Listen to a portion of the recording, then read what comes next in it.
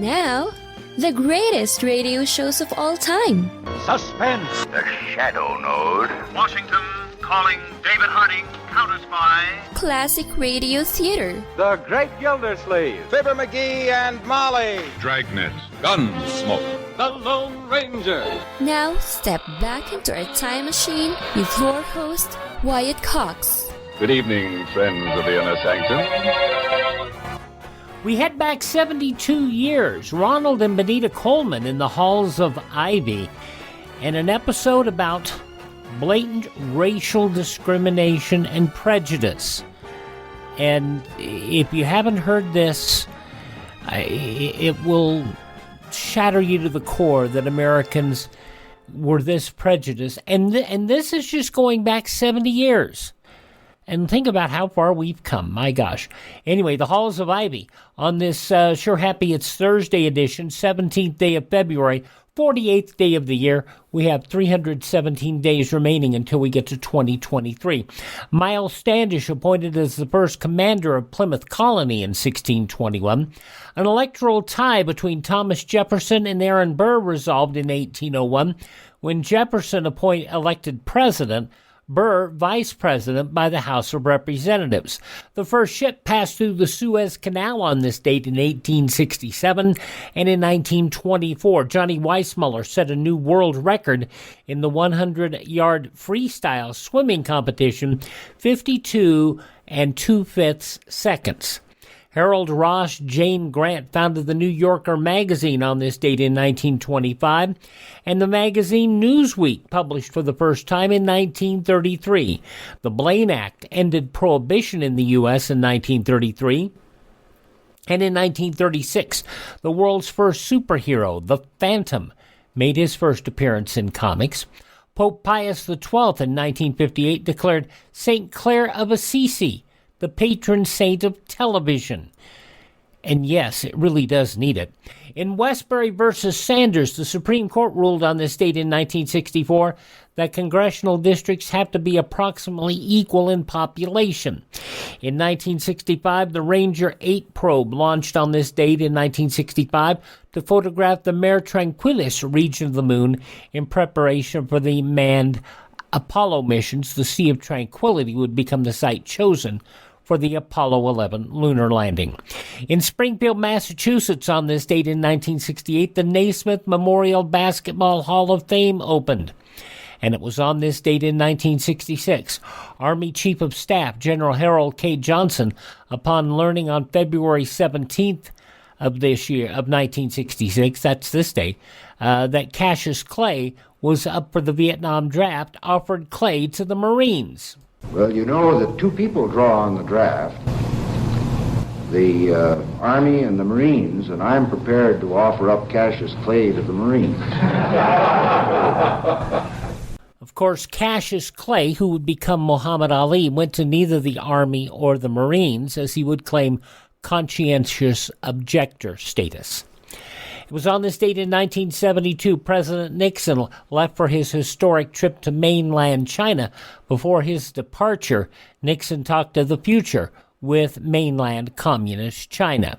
As we look to the future, we must recognize that the government of the People's Republic of China and the government of the United States have had great differences. We will have differences in the future. But what we must do is to find a way to see that we can have differences without being enemies in war. And of course, the war between the U.S. and China continues to this day, and it is not pleasant. But, you know, at least it's not a shooting war at the moment. Just, I'm not going to get into the China virus or any of that. Suffice it to say that conditions between the U.S. and China are less than friendly. Sales of the Volkswagen Beetle exceeded those of the Ford Model T on this date in 1972.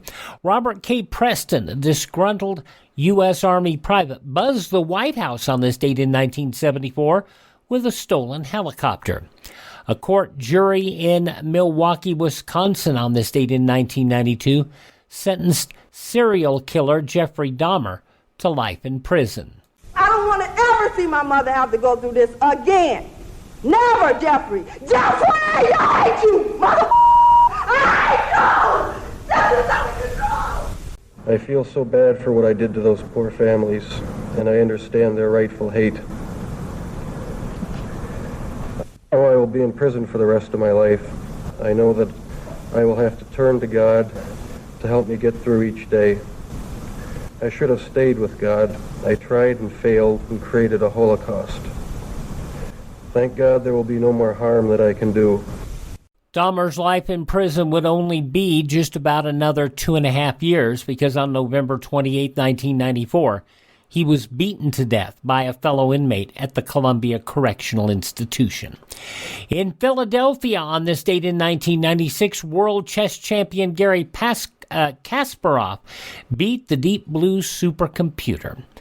And it was on this date in 2006, a massive mudslide occurred in southern Leyte of the Philippines. The rain has begun again heavily this morning. That's making it incredibly difficult for the rescue teams who are heading up the mountain into the clouds to look for survivors. They've been wading through mud up to their waists, and many of them very nervous about the possibility of more mudslides. Richard Gordon, the head of the Philippines Red Cross, the official death toll, 1,126. Passing away on this date in history, Apache leader Geronimo, French playwright Molière, jazz pianist Thelonious Monk, Irish actor Dan O'Herlihy, Bill Cowsill of the Cowsills, pro wrestler Mike Awesome, country singer Mindy McCready, and just passing away a year ago today, Rush Limbaugh. This is the birth date of department store founder Aaron Montgomery Ward. Now you know how I got the name. Baseball announcer Red Barber, singer Tommy Edwards. It's all in the game. The president's daughter, Margaret Truman, born on this date, as was Hal Holbrook, who passed away last year at the age of 95. He was best known, I think, for his one-man show of Mark Twain. Also, Bobby Lewis, Tossin' and Turnin', born on this date. Tossin' and Turnin', yeah. Actress beauty queen Marianne Mobley, born on this date. Singer Gene Pitney in The Town Without Pity. And basketball coach Rick Majerus, all born on this date. By the way, in case you're wondering why sometimes I sing those songs, I can't play the music. But, you know, I can't because of copyright issues. Nobody said I couldn't sing them. I know, you wish I'd just shut up. Christina Pickles, you remember her from The Guiding Light, Another World? She had 5 Emmys for her roles on St. Elsewhere and an Emmy for her role on Friends. Christina Pickles, 87 years old today. The man who invented the electric banjo, Buck Trent, is 84 today. Dodie Stevens, white shoes and pink shoelaces. And I don't remember the whole song. But Dodie Stevens, 76 years of age today. Actress Renee Russo, 68. From Home Improvement and Family Feud, Richard Karn, 66. Actor Lou Diamond Phillips is 60. Both Michael Jordan and Larry the Cable Guy both turned 59 today. Who do you think is in better shape? I'm not going there. I don't want to insult Michael Jordan. Denise Richards, 51. Green Day founder Billy Joe Armstrong is 50. From Sliders and Crossing Jordan, Jerry O'Connell is 48. Also turning 48 is country singer Brian White. From the television show Nip Tuck, Kelly Carlson, 46. John Ritter's son, from Joan of Arcadia, Jason Ritter, 42. From Third Rock from the Sun, Joseph Gordon-Levitt, 41. Also Paris Hilton, and we don't know what rock she's from. She is 41 today. Actress Ann Curtis, a delightful lady. I've met her. She's very nice. 37 years of age and a relatively new mom. Also from Glee, Cord Overstreet is 33. Ginny Weasley in Harry Potter, Bonnie Wright, turns 31 today, as does singer-songwriter Ed Sheeran. And from Pretty Little Liars, Sasha Pierzky is 26. Those just a few of the people who celebrate the 17th day of February as their birthday. If this happens to be your birthday... Hi, we're the Four Freshmen, and we just want to say, Happy birthday to you! 72 years ago, February 17th, 1950, The Halls of Ivy, starring Ronald and Benita Coleman, on this Thursday, Classic Radio Theater with Wyatt Cox. Are you suffering with arthritis or osteoporosis? Do you have diabetes? Did you know that these are just two of the hundreds of diseases that have seen improvement with Dr. Wallach's incredible longevity products? You can't get them at a health food store. The only way to get them is to call us at 800-214-0065. That's 800-214-0065. Do you have heart disease, fibromyalgia, or high blood pressure? Do you have a terrible time losing weight? Dr. Wallach can help. He was a veterinarian and cured diseases in animals. He felt that he could do the same for humans, so he became a physician. Over 50 years of research and helping people like you goes into every bottle of Dr. Wallach's amazing discoveries. Do you want to feel better? Learn how to treat the cause of your problem rather than covering up the symptoms with drugs. Call 800-214-0065. That's 800-214-0065. Now on Classic Radio Theater with Wyatt Cox, we go back 72 years, February 17th, 1950, Ronald and Benita Coleman, The Halls of Ivy.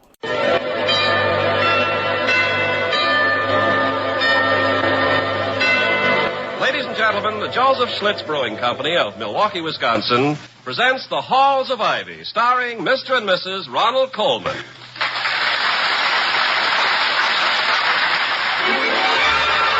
I was curious. I tasted it. Now I know why Schlitz is the beer that made Milwaukee famous. If you like good beer, you'll find it pays to be curious and learn about Schlitz for yourself. And now, The Halls of Ivy. The halls of ivy that surround us here today, and we will not forget, though we be far, far away. Welcome again to Ivy, the College of Ivy and the town of Ivy, USA. Dr. William Todhunter Hall, like any other college president or almost any kind of executive, has to make certain concessions to his superior officers. For instance, he must on occasion have lunch with some of the members of the Board of Governors when he would far prefer to spend that hour and a half playing a game of chess with his wife, Victoria, who was, until her marriage, the toast of the English musical comedy stage. With chess at the halls, it doesn't matter much who wins, but a college president must not permit himself to be checkmated too many times by his Board of Governors, even at a luncheon at the faculty club like this one. Enjoy your lunch, Doctor? Very much, Mr. Merriweather, very much. I've also enjoyed the opportunity to discuss these matters with the board members present and to have the... Oh, pardon me, Mr. Wellman, but that is my milk you're drinking. Oh, it is? Oh, I'm sorry, Doctor. Thoughtless of me. I thought I had ordered milk myself. You did, Clarence, and drank that, too. You also ate my strawberry. If you lunch with us often, Dr. Hall, you'll learn to keep an eye on Clarence. The man's a gastronomic kleptomaniac. Order something he likes, and he swoops down on it like a vulture.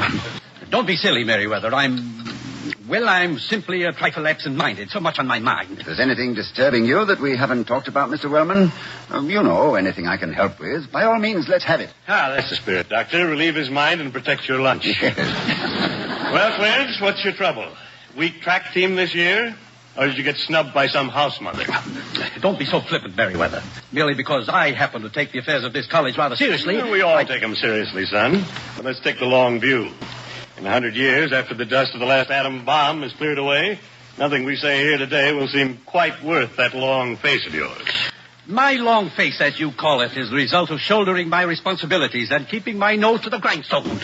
That's no grindstone, Clarence. It's my coffee. For Pete's sake, how many things do you drink? Let me order you some coffee of your own, Mr. Wellman. No, he'd hate it, Doctor. He never touches the stuff. It happened to be right in front of me. You'd have found it in a foxhole. Now, go on, Clarence. Finish Dr. Hall's ice cream and tell us your trouble. Dr. Hall's ice cream. I'm sorry, Doctor. I didn't realize. No. You're quite welcome to it, Mr. Wellman. Now, was there something you wanted me to do? Yes, Dr. Hall. It will be necessary for you to address the student body in chapel tomorrow. Oh? The Reverend Dr. Gilby is ill, you know. Oh, I hadn't heard. Nothing serious, I hope? No, I don't think so, Doctor. He just picked up a bug somewhere. By tomorrow, they'll discover a new miracle drug to cure him. By next week, they'll find the new miracle drug makes his ears fall off. You can't make it. Well, I'm sincerely sorry to hear about Dr. Gilby's illness. And, of course, I'll address chapel tomorrow. Although I haven't not much experience in clerical oratory. Now, if you gentlemen will excuse me... Oh, sure, Doctor. I think we're all through. This is my lunch, you know. Oh, thank you. Why don't you let me take the check for a change, Marietta? All right.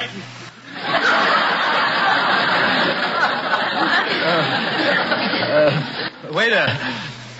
Check, please.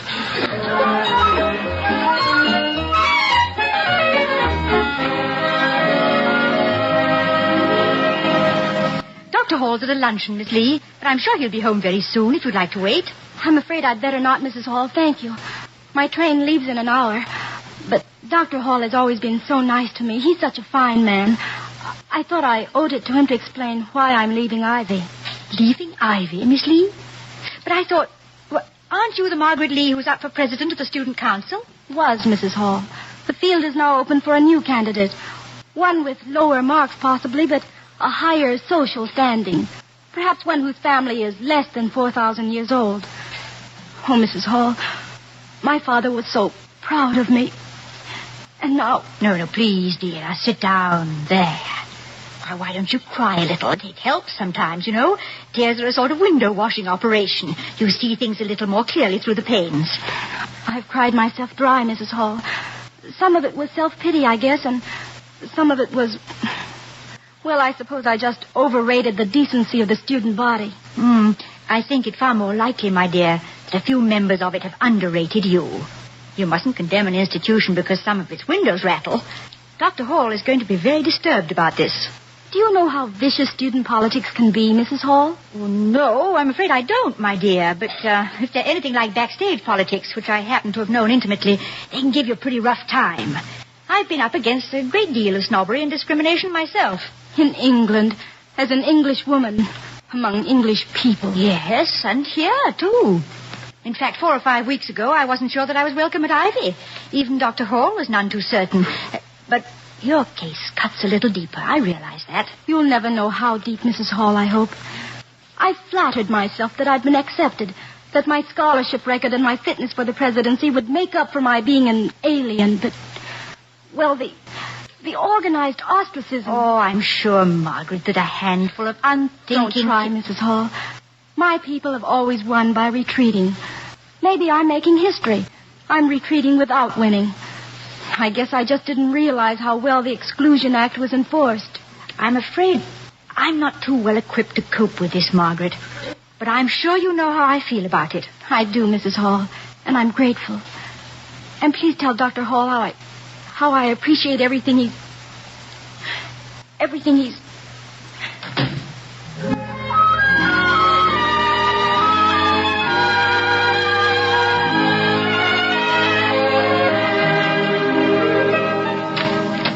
Home is the sailor, home from the sea. Have you, my Popsy, a welcome for me?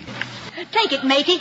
Have a nice luncheon. Yes, my dear, quite pleasant. Mr. Wellman paid the check. It's nice of him. Nice of him. My dear girl, you can't dismiss an announcement of this importance with any such offhand remark. Mr. Wellman paying a luncheon check is as world-shaking as the discovery of the wheel. You mean Mr. Wellman is tight, Toddy? Tight is rather a brutal way to express it, Victoria, but I find it charmingly accurate. Mr. Wellman is extremely imminent in the sense of being close. I have heard that he launders his pipe cleaners. Oh. I was don't suppose he got so tremendously rich throwing his money about. Vicky, darling, Mr. Wellman throwing his money about is a spectacle which Mr. Cecil J. DeMille... B. Hmm? Cecil B. DeMille, B for bathtub. Oh, yes, thank you. Yes. Mr. Wellman throwing his money about is a spectacle which Mr. Cecil B. DeMille wouldn't even attempt. And I recall how generous, yes, even spontaneously generous, Mr. Wellman has been with his millions for this school, and how frugal he can be with... Vicky. Hmm? What's wrong? Wrong? What do you mean? Oh, I mean, my dear, that no one can love someone as much as I love you and not be instantly aware of a shadow on that someone's face. Tell me, please. Oh, Toddy, I wish this hadn't come up. You have so many things to cope with. Now, what's the matter? Did something happen while I was out at lunch? Well, not to me, dear. In fact, it has nothing to do with me personally, except that, well, it's disturbing to see any youngster with a broken heart. Do you know a student called Margaret Lee? No, I don't think so. Wait a moment. Lee. Yes, a very neat and rather frail girl, quite intelligent looking. That's the one. Well, of course I know her. Of her, rather. A fine student. Not anymore, William. She's gone home. I did my best to persuade her to stay and talk to you, but I doubt if even you... Oh, it was really very sad. Now, my dear, don't distress yourself. This is my problem now. Sit down and tell me about it. Tell me the whole story. Well, as you know, Margaret Lee came to this country for her education. She chose Ivy. Sad, sad story.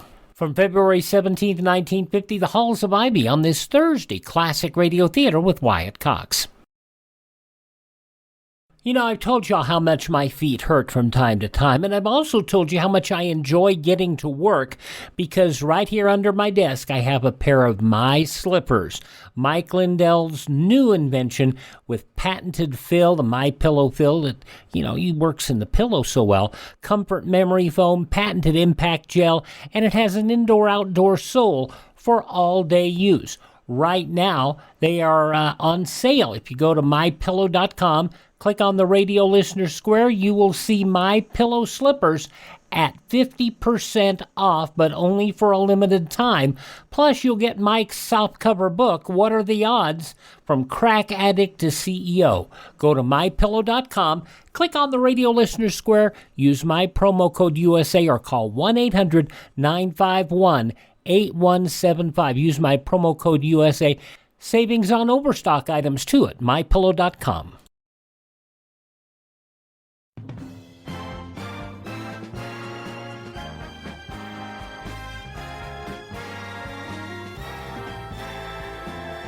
And you're listening to Classic Radio Theater with Wyatt Cox. That's me, and we're hearing an episode today of The Halls of Ivy, starring Ronald and Benita Coleman, from Friday, February 17th, 1950. In the newspapers of that Friday, 72 years ago, these were some of the headlines. President Truman touched off the Democratic Party's 1950 congressional campaign last night by accusing the Republicans of political hypocrisy and scare tactics intended to deceive American voters. He predicted the Republican bid to recapture Congress on the moth-eaten scarecrow of socialism will fail. The Democrats, he said, will triumph with a forward-looking program that offers peace and prosperity to the nation and the world. 2 Republican members of the House teamed up with 4 Southern Democrats on the House Rules Committee yesterday to block the anti-job discrimination bill. 4 Democrats and 2 Republicans voted to keep the bill in a committee pigeonhole where it's been since last summer. An equal number of Democrats and Republicans voted to give the House a chance to settle the issue. Chairman Sabath of the committee said friends of the measure will try to pass it next Wednesday under procedures limiting debate, though Sabath seemed pessimistic about the chances. A Labour Party candidate for Parliament came to the support of Conservative leader Winston Churchill yesterday in his demand for another talk with Russia. Despite the fact that Prime Minister Clement Attlee and Foreign Secretary Ernest Bevin had tried to squelch the proposal, Captain Albert R. Blackburn, the Labour candidate for re-election, said in a speech an overwhelming majority of Labour Party members would favor a new approach to Russia. And actress Joan Bennett sent columnist Hedda Hopper a skunk as a Valentine's gift. Miss Bennett spent $435 on her gift, and she's satisfied. And Miss Hopper expressed her thanks. But back of it is a Hollywood feud resulting from columnist Hopper's criticism of Joan. The skunk, thoughtfully deodorized, was delivered by Miss Bennett's chauffeur with Miss Bennett's card. It cost her $35. Full-page ads in 2 Hollywood newspapers cost her $200 each. These 2 ads contained an excerpt from columnist Harry Crocker, which said, "Hollywood is smiling tolerantly at the attack in print by a certain female." Hedda said she'd given the skunk to the James Mason, saying they'd been looking for one for months as a companion for their 9 cats. Seems there's a great affinity between cats and skunks. And those some of the day's top news stories as reported in the newspapers of Friday, February 17, 1950, on your radio, The Halls of Ivy, which continues now on Classic Radio Theater. Oh, this is a wicked thing, Vicky. The antithesis of everything we have tried to instill in the men and women here at Ivy. I'm sorry that I wasn't here in time to talk to the girl. I'm afraid I handled it rather badly, William. She was so depressed and discouraged that I don't know too much about this part of the job. Are campus politics always as bad as this? Oh, no, of course not. But I must say that I sometimes stand aghast at the utter ruthlessness of these young people. Young, of course, is the key word in that admission. They're all children, callously pulling the wings off butterflies. As far as I'm concerned, one of the chief purposes of education, the chief purpose, if you like, is to impart an understanding of the butterfly's viewpoint. Whenever I hear of a student being made the victim of prejudice, I feel that I have failed in some... yes, Penny? Beg pardon, sir, but there was a message from the Reverend Gilby. Seems like he was took sick, sir, and wanted to know if you yes, could... Yes, I know. I received a message at lunch, Penny. Thank you. I've got a Bible, sir, if you'd care to borrow it. I have a Bible, Penny. Thank you. Quite welcome, sir. Any time at all. Well, it's turning out to be quite a day. What was that all about? Well, Dr. Gilby, the chaplain, is ill. I am pinch-hitting for him, if that isn't too irreverent a word, in chapel tomorrow morning. Vicky, I don't want you to come. I feel I should be very inadequate. Oh, nonsense, Toddy. You'll do a lovely performance. I wouldn't be a bit surprised if you were held over for a second week. Held over, Victoria, is not very good ecclesiastical terminology. Yeah, I know. I love Dr. Gilby, and he has everybody with him from the Te Deum to the recessional. But you'll be wonderful, too. Did you ever hear Charles Lawton give a Bible reading? No, and I must say it sounds quite unexpected. Unexpected, but intensely interesting. Funny, too. In fact, it inspired me to do a great deal more Bible reading. Well, I'm afraid I haven't Mr. Lawton's elocutionary gifts. But if Captain Bligh can do it without the congregation resorting to, mutiny, maybe Dr. Christian Hall can rely on the students' bounty of generosity. I say, that was rather good, wasn't it? Oh, it was splendid. Just go on like that and you'll wow them.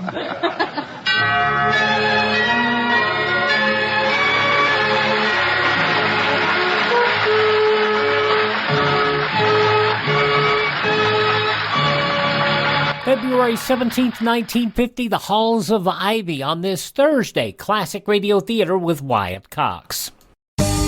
What does it mean to be an American? Just what are our American values? Working hard to succeed, loving God, country, and family, being honest, strong, and compassionate. Supporting our Constitution and recognizing that we are blessed to be living in America, the greatest country in the world. Our Bill of Rights protects us, our freedoms of worship, speech, and privacy, our right to own firearms, our right to trial by jury. Our right to be free, to live our own lives without some bureaucrat telling us what to do. Most countries don't have these rights. Want to know more? It's all there in the book. Get your own free book, The U.S. Constitution and the Declaration of Independence. Then read it again, and this time share it with your friends. Our great Constitution is the basis of all of our freedoms, our inalienable rights. Get your own copy at freeusbook.com. Brought to you by the American Media Council.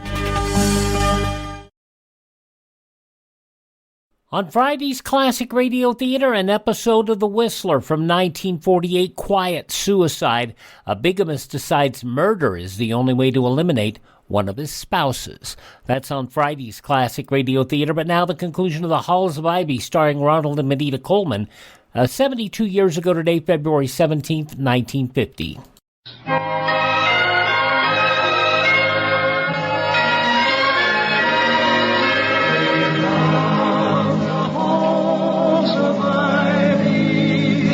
That surround us here today.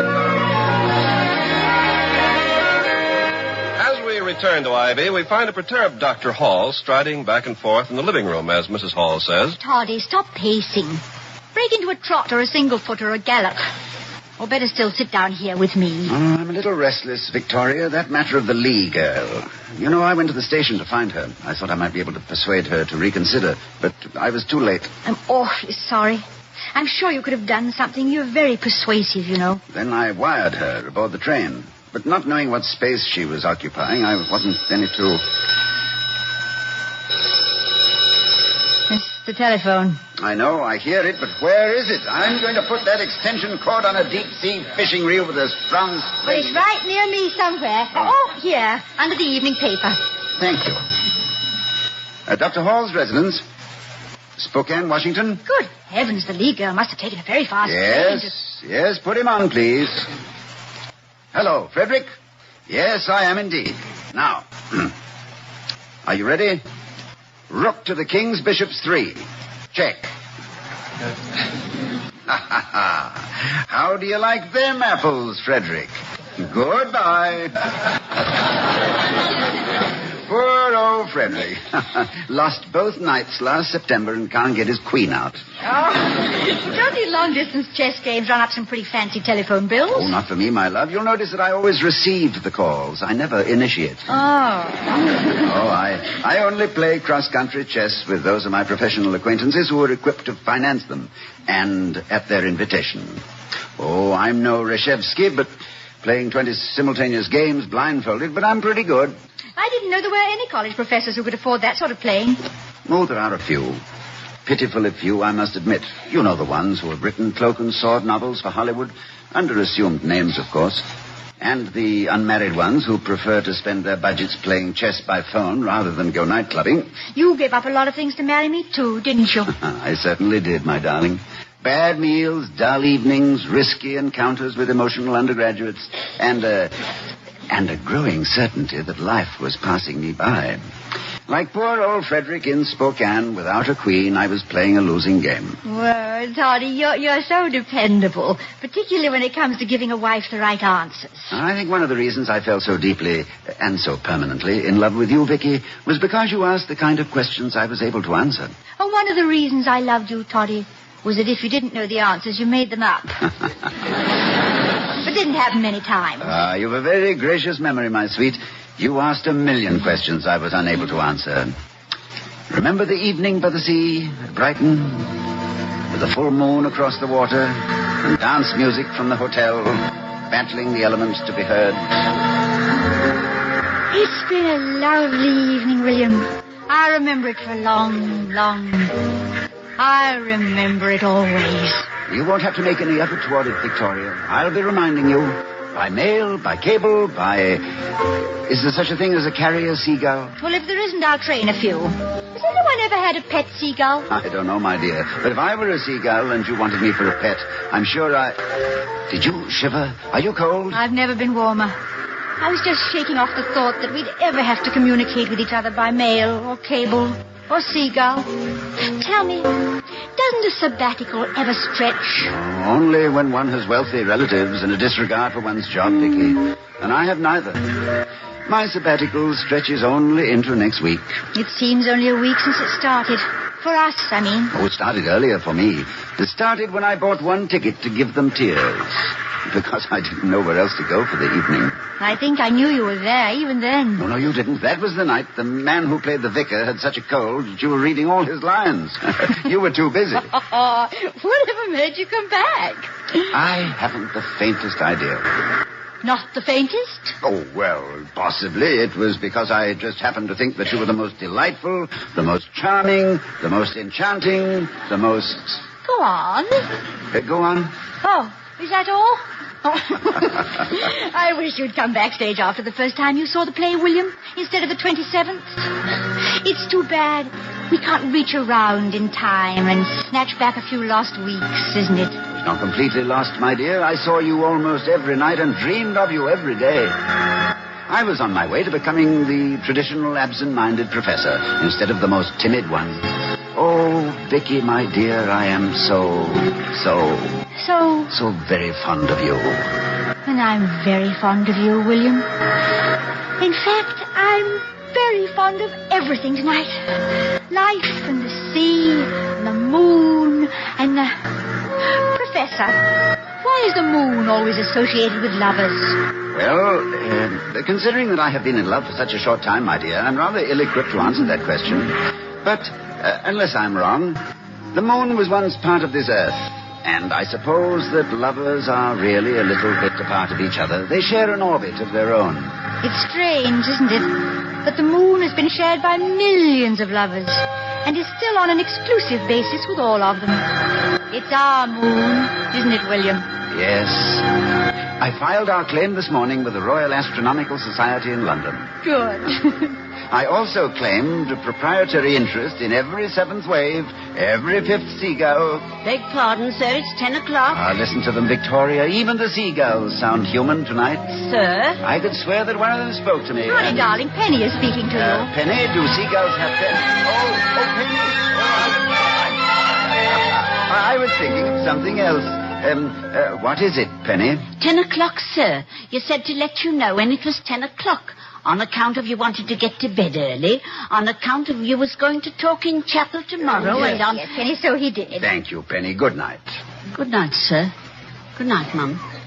Toddy, you were 1,000,000 miles away. 238,857 to be exact. Curious, isn't it, Vicky? That so much has been said about the man in the moon, and so little about the moon in a man. Darling, what are you talking about? Oh, just a brief planetary excursion. Speaking of which, if I am to star in chapel tomorrow, I must get some sleep. Your routine set? Victoria, you make me sound like a trained seal. Sorry, darling. Do you know what you're going to say? Well, I know my text, but I guess the sermon will have to, sort of come out its own way. You're going to talk about Margaret Lee. Yes, I am. I don't believe Dr. Gilby would have done that. I don't think it's quite as much his problem as mine. But his chapel is a house of truth, and I'm going to tell the truth about Margaret Lee. Good for you. Now get some sleep so you look absolutely dreamy in the morning. Now, Victoria. And I'll be in the third row center right across the aisle from the critics. Oh, Toddy, I can hardly wait. Wait? For what, my dear? For the papers. I'm dying to read your notices.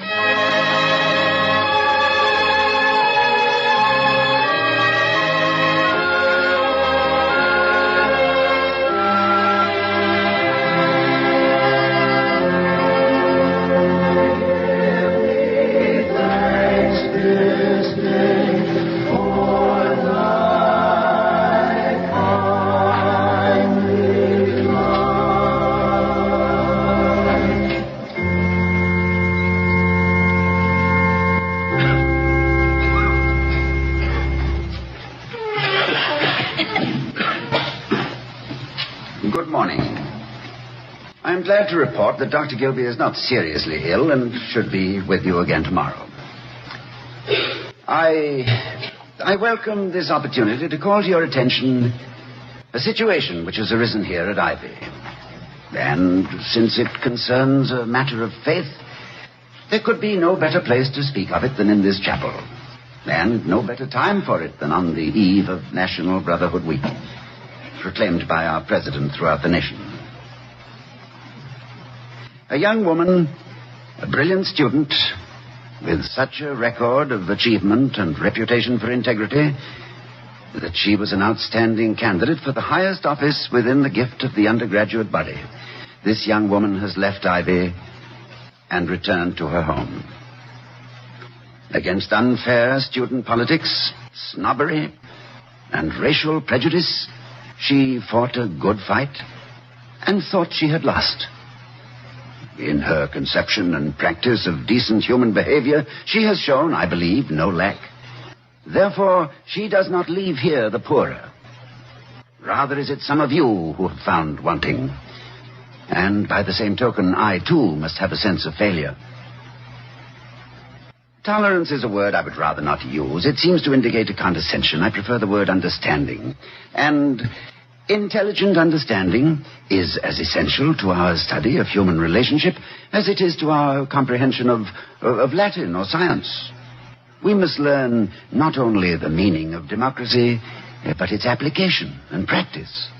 Or in after years, our boast of a superior way of life will be a sham, and Ivy College will have failed in its primary function, a preparation for life. I would like now to inform you that I have been in communication with this young lady, and she is returning to school. I hope I may rely on the student body to conduct the forthcoming election for President of the Council on a basis of merit untinged by social bias, so that her faith in us will be restored.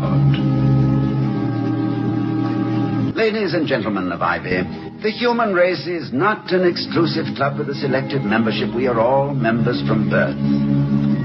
True, it has both active and associate members, and it is up to each of us to provide our own classification. But I consider it one of the most important functions of education, so to instruct you in the humanities, that when your membership in this human society is ended, the recording secretary may mark you paid in full.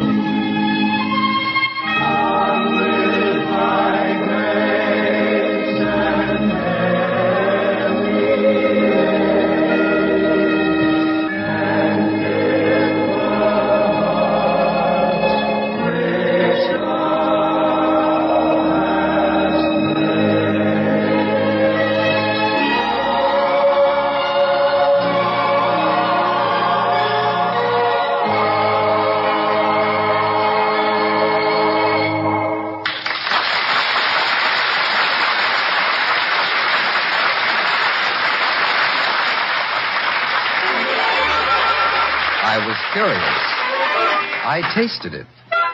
Now I know why Schlitz is the beer that made Milwaukee famous. And here again are Mr. and Mrs. Ronald Coleman. Good night, everyone. Good night.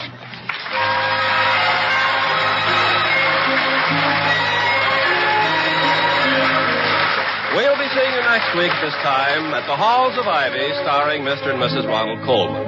The other players were Barbara Jean Wong, Gloria Gordon, Herb Butterfield, and Willard Waterman. Tonight's script was written by Don Quinn and Walter Brown Newman. Our music was composed and conducted by Henry Russell. The Halls of Ivy was created by Don Quinn, directed by Nat Wolf, and presented by the Joseph Schlitz Brewing Company of Milwaukee, Wisconsin. Ken Carpenter speaking.